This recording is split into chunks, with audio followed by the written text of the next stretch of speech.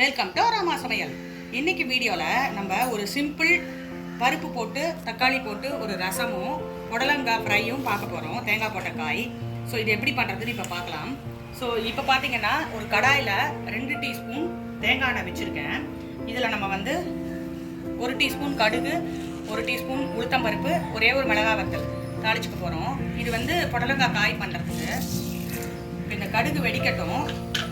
வெடித்ததும் அந்த கேப்பில் நம்ம என்ன பண்ணுவோம், கடுகு வெடிக்கிற கேப்பில் இங்கே வந்து ஈயச்சொம்பில் ரசம் பண்ண போகிறோம். அதில் வந்து ஒரு சின்ன நெல்லிக்காய் சைஸுக்கு புளி கரைச்சி வச்சுருக்கேன் ரெடியாக.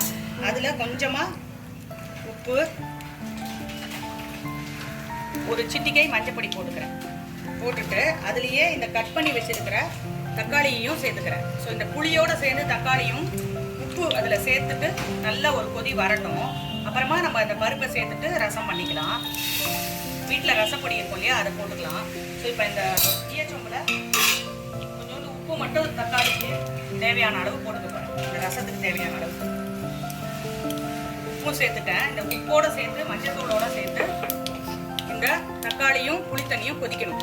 சிம்மிலேயே வச்சுட்டு தான் பண்ணணும் ஈயச்சொம்பில். ஸோ இது கொதிச்சு வரட்டும். அந்த கேப்பில் இங்கே கடுகு வெடிச்சுன்னு இருக்கு. கடுகு, உளுத்தம்பருப்பு, மிளகாய் வத்தல் போட்டிருக்கேன். இப்போது அது வெடிச்சுன்னு இருக்கிற கேப்பில் பெருங்காயம் சேர்த்துக்கிறேன். இது வந்து புடலங்காய் காய்க்கு தேங்காய் போட்ட காய் பண்ண போகிறோம். இந்த பருப்பு ரசத்துக்கு தேங்காய் போட்ட காய் பண்ணி சாப்பிட்டிங்கன்னா டேஸ்ட்டாக நல்லா இருக்கும். இந்த கடுகு வெடிக்கிறச்சு அப்படியே 1/4 டீஸ்பூன் மஞ்சள் பொடியும் போட்டுக்கிறேன். இது வந்து புடலங்காய் காய்க்கு. இப்போ இதில் புடலங்காவை சேர்த்துட்டு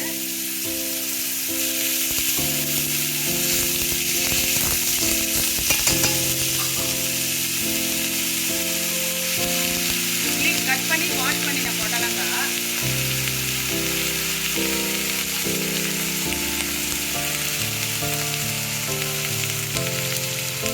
இந்த புடலங்காயில ஃபைபர் சத்து அதிகம். அடிக்கடி நீங்கள் சமையலில் சேர்த்துக்கலாம். வெயிட் லாஸ்க்கும் நல்லது. இந்த புடலங்காயில் நம்ம லாஸ்ட் டைம் கூட்டு பண்ணியிருந்தோம். அதுவும் ரொம்ப நல்லா இருக்கும். கடலைப்பருப்பு கூட்டு பண்ணுவோம். இந்த மாதிரி புடலங்காவை அடிக்கடி நம்ம சமையலில் சேர்த்துக்கும் போது ஹெல்த்துக்கு ரொம்ப நல்லது. அந்த இதில் நிறைய ஃபைபர் சத்து இருக்கிறதுனால இதை அடிக்கடி சேர்த்துக்கோங்க. இதை கூட்டு பண்ணால் கூட இதை சப்பாத்திக்கெல்லாம் கூட தொட்டுக்கலாம். இது கரமது பண்ணுறோம். இப்போ இதுக்கு தேவையான அளவு உப்பை சேர்த்துக்கலாம். இதில் இதே கரமது பொடி போட்டும் பண்ணலாம். நான் இன்னைக்கு வந்து தேங்காய் போட்ட காயாக பண்ணுறேன். அவ்வளோதான். உப்பும் போட்டாச்சு. இதை நல்லா மிக்ஸ் பண்ணி விட்டுட்டு மூடி போட்டு வச்சுட்டிங்கன்னா அதுவே நல்லா சூப்பராக ஃப்ரை ஆகிடும். அப்புறம் கடைசியாக தேங்காய் சேர்த்து இறக்கிட வேண்டியதான். ரொம்ப சிம்பிளாக பண்ணிடலாம். இதை இப்படி மூடி போட்டு வச்சுட்டிங்கன்னா அதுவே வெந்துடும். இப்போ இது நல்லா கொதி வந்துடுது பாருங்கள், தக்காளியும் புளித்தண்ணியும். இப்போ இதில் 1/2 டீஸ்பூன் ரசப்பொடி போட்டுக்கிறேன். இந்த 1/2 டீஸ்பூன் ரசப்பொடி இதுக்கு போதும். இது போட்டு ஒரு கொதி வரட்டும். இப்போ இது ஒரு கொதி வந்துடுது. இதில் பருப்பு ஜலம் விட்டுக்கிறேன். பருப்பு வேக வச்சு வச்சுருந்தா இல்லையா, பருப்பு தண்ணியும் விட்டுட்டு நல்லா ஒரு கொதி வரட்டும். அப்புறம் நம்ம தாளித்து கொட்டிடலாம். ரொம்ப சிம்பிளாக பண்ணிடலாம் அந்த ரசம். ரசம் கொதித்து முடிச்சுட்டு அடுப்பு ஆஃப் பண்ணிடலாம். பண்ணிவிட்டு இப்போது இங்கே கடுகு தாளிக்க போகிறோம் ரசத்துக்கு. இப்போது ரசத்துக்கு கடுகு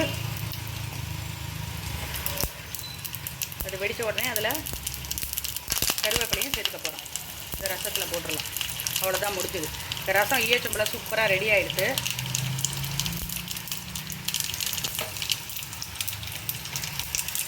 அதை எடுத்து இதில் சேர்த்துடலாம். இந்த பக்கம் ரைத்தாக்கு நான் வந்து கேரட்டும் இதுவும் துருவி வச்சுருக்கேன், வெள்ளரிக்காவும். அதுக்கு வந்து கடுகு தாளிச்சிருக்கேன். அது கூடவே கொஞ்சமாக உளுத்தம்பருப்பு போட்டுக்கிறேன். இது ரெண்டும் தாளிச்சிட்டு அவ்வளோதான். லைட்டாக பொன்னிறம் வரட்டும். அதாவது தாளிச்சிட்டு அடுப்பு ஆஃப் பண்ணிடலாம். ஆஃப் பண்ணிவிட்டு அதை வந்து ரைத்தாவில் சேர்த்துக்க போகிறோம்.